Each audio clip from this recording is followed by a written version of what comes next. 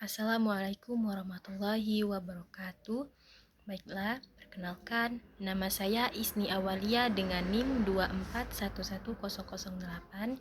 Di sini saya berasal dari kelas 4A, akan membuat tugas video terkait penjelasan materi tentang riba.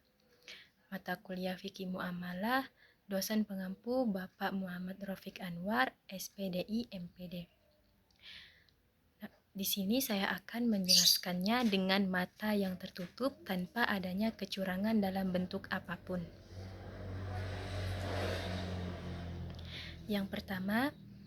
Materi yang pertama yakni terkait tentang tinjauan umum tentang riba.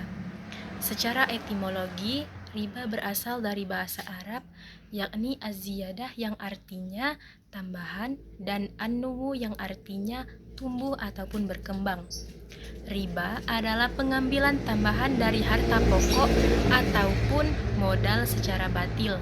Riba dianggap sebagai salah satu dosa besar karena mengandung unsur eksploitasi dan juga ketidakadilan.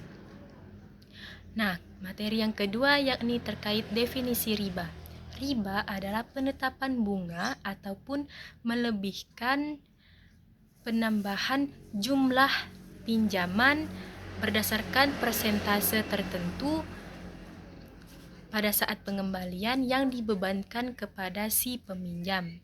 Kemudian yang ketiga yakni dasar-dasar hukum riba. Dasar hukum riba, Islam telah menjelaskan bahwa riba ini adalah haram secara mutlak. Nah, dasar ini dapat kita ambil dari yang pertama yakni Al-Quran, sebagaimana salah satu ayat yakni terdapat dalam Quran surah Al-Baqarah ayat 275 yang menjelaskan bahwa Allah itu telah menghalalkan jual beli namun mengharamkan yakni riba. Kemudian yang kedua yakni dasarnya pada hadis Rasulullah Shallallahu Alaihi Wasallam bersabda, ia melaknat orang yang memberi makan riba, yakni yang pemberi makan riba atau biasa disebut dengan nasabah, kemudian yang kedua penulisnya ataupun sekretaris, kemudian yang ketiga dua orang saksinya. Mereka ini adalah orang yang sama, hadis riwayat Muslim. Kemudian dasar hukum yang ketiga yakni ijma. Ijma ataupun kesepakatan para ulama. Para ulama sepakat bahwa riba ini adalah haram hukumnya dan juga dilarang. Kemudian materi yang keempat yakni macam-macam riba. Para ulama membagi riba ini menjadi dua bagian yang utama, yakni riba utang piutang dan juga riba jual beli. Yang pertama, riba utang piutang atau biasa disebut dengan riba al-duyun. Nah, riba al-duyun di sini dibagi menjadi dua jenis, yakni riba qardo atau pengertiannya yakni tambahan yang disyaratkan pada saat awal atas suatu pinjaman. Contohnya agar bisa kita pahami, yakni ada seseorang yang ingin meminjam uang sebesar 1 juta rupiah.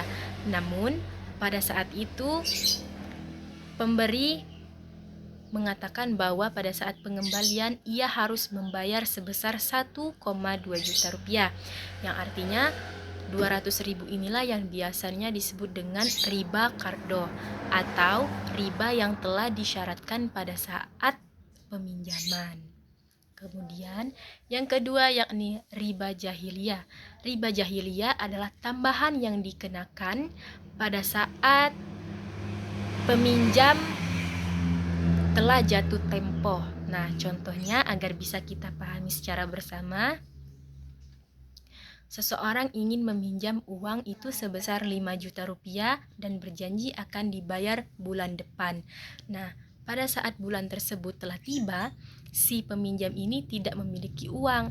Nah, si pemberi mengatakan bahwa oke, gak apa-apa kamu belum bayar. Akan tetapi pada saat kamu bayar bulan depan, kamu harus membayar 2 kali lipat. Nah, hal inilah yang disebut dengan riba jahiliyah. Adanya biaya tambahan pada saat hutang tersebut telah jatuh tempo. Kemudian Yang kedua yakni riba jual beli atau biasa disebut dengan riba al-buyu. Nah, riba al-buyu ini ada dua jenis juga, yakni riba fadol. Riba fardho di sini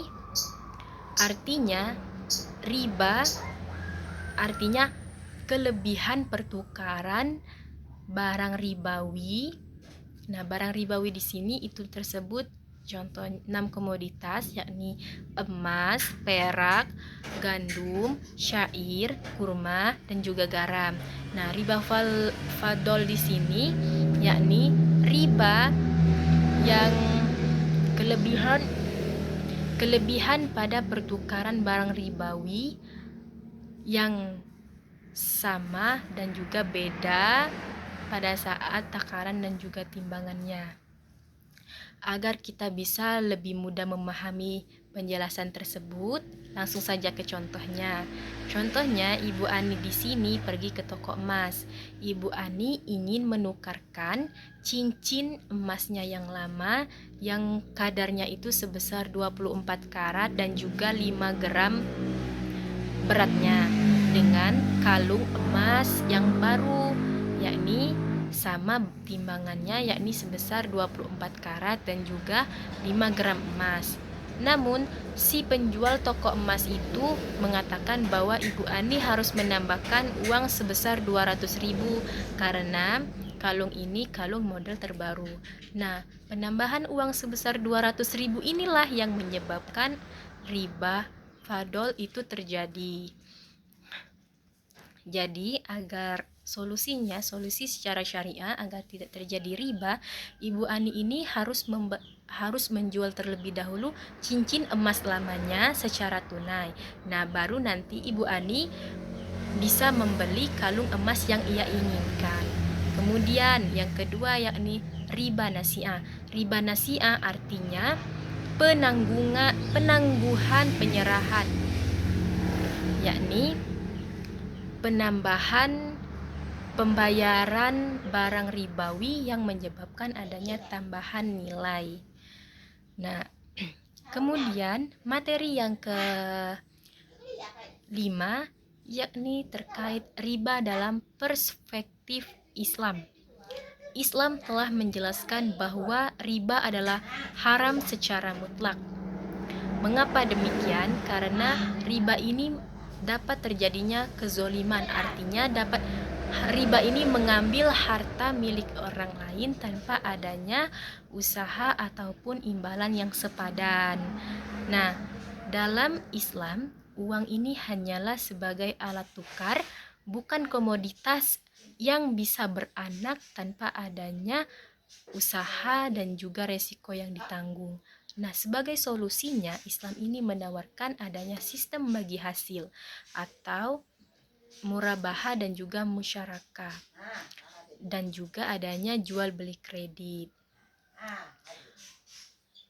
agar suatu itu tidak terjadinya riba.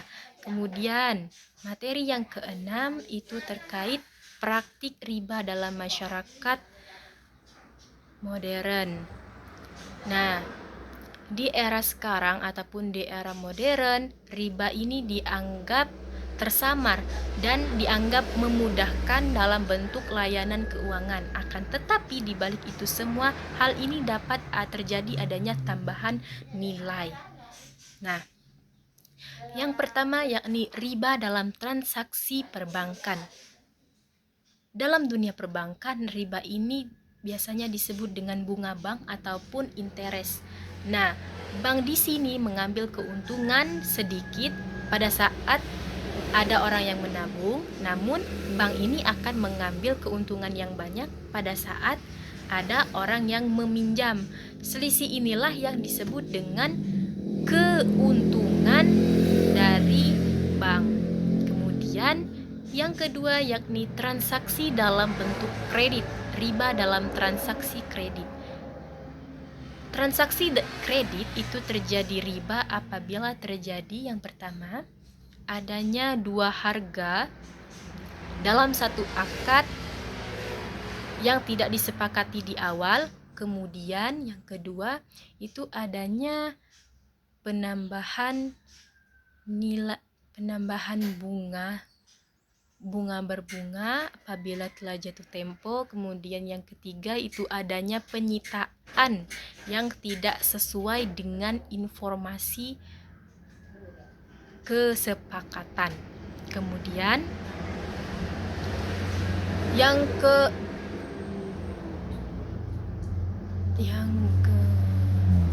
9 itu transaksi dalam riba dalam pinjaman online dan juga Shopee Pay Later. Nah, riba dalam pinjol ataupun Shopee Pay Later itu terjadi apabila karena adanya sistem biaya admin. Nah, dalam suatu transaksi itu pasti adanya biaya admin. Nah, contohnya agar kita bisa lebih memahami hal tersebut, pinjaman online. Misalnya, ada seseorang ingin meminjam uang sebesar 1 juta, namun sudah tertera bahwa ada bunga sebesar 0,4% setiap hari. Namun apabila telat itu akan berlipat 10 hari, maka ia akan berlipat pembayarannya. Nah, artinya hal ini dapat menjadikan sebuah penambahan hutang, yakni maka ia harus menanggung beban sebesar 1.500.000. Kemudian yang terakhir itu terkait transaksi Shopee Pay Later, riba dalam transaksi Shopee Pay Later. Agar kita bisa memahaminya secara bersama, maka saya akan memberikan contohnya langsung. Nah, riba dalam transaksi Shopee Pay Later, contohnya kita ingin membeli baju di sebuah toko Shopee. Nah, harganya itu 100.000 apabila dibayar secara tunai. Nah, namun itu ada pilihan, kalau mau Shopee Pay Later selama 3 bulan, maka ia harus membayar sebesar 115.000. Nah, hal inilah yang menyebabkan terjadinya riba, karena uang tersebut semakin lama kita melunasinya, maka ia akan semakin besar bunganya.